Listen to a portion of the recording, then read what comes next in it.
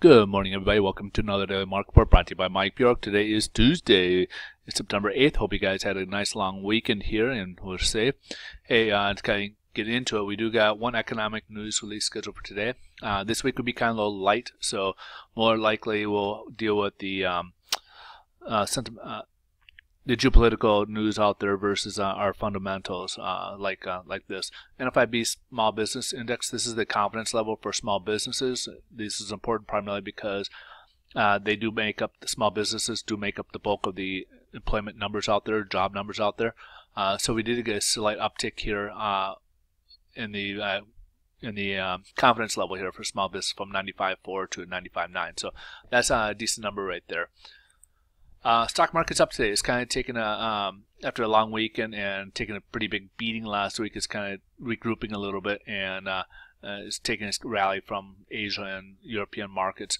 And part of it is there's expectations that they're hoping that since China looks like it's getting into a recessionary period, that either they are or maybe in that direction, that the People's Bank of China will create some type of stimulus package.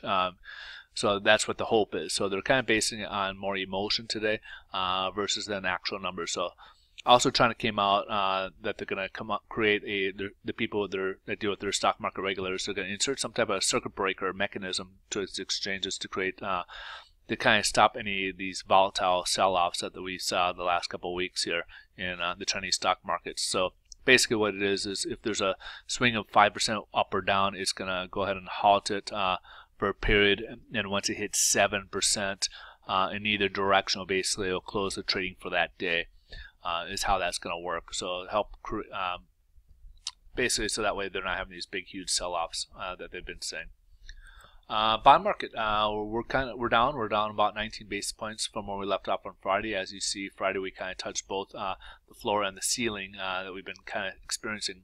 So the 25-day moving average, we're kind of resting just above that here between the 10-day and the 25-day moving average. So last Friday, as you could see, we touched off the 200-day moving average, which has been a tough ceiling of resistance, and the floor of support of the 25-day moving average. So every time you see it, we've been kind of bouncing back and forth.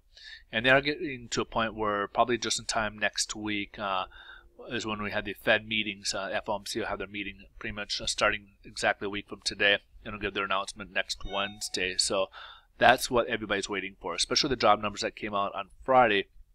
There's still a little uncertainty. The job numbers look okay, but the problem is inflation's still going the opposite direction.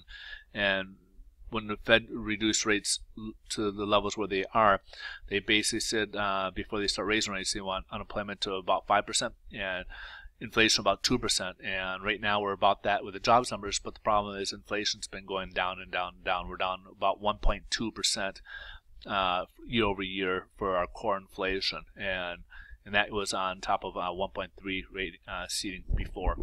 With everything that's going on geopolitical, with the commodities and everything else, those prices are going down, gas prices going down. At some point, prices looks like could be dipping down further, and so inflation could be going the opposite direction again. So they may hold off, but they really kind of want to put their stamp that they're doing something about rates, so they may potentially do it. So there's a little uncertainty about next week's meeting if they're going to raise or not raise September. All right, so today rates are a little higher today as money kind of moved from the bond market into the stock market. This will probably be a quick fix as later this week. They'll expect some more volatility, especially if things don't go the direction that they had hoped, like if China doesn't do something with their market and stuff like that. So, all right, you guys have a wonderful day. We'll see you guys tomorrow, and thanks for watching.